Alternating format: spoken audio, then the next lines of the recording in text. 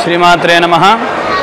శ్రీ విజయదుర్గా మల్లేశ్వర దేవస్థానం జయజవాన్ colony Kapra ECL దేవాలయంలో ఈ యొక్క దేవి శరన్నవరాత్రి మహోత్సవం ఈ విధంగా అత్యంత అద్భుతంగా అమ్మవారి యొక్క అర్చనాది కార్యక్రమాలన్నీ కూడా నిర్వహించడం జరుగుతుంది. దీంట్లో భాగంగానే ఎల్లుండి అనగా 28వ తారీఖు మహాకాళీ అవతార మహోత్సవంలో ప్రతి సంవత్సరం ఈ యొక్క దేవాలయం వారు తరపున సామూహిక చండీ యాగం నిర్వహించడం జరుగుతుంది.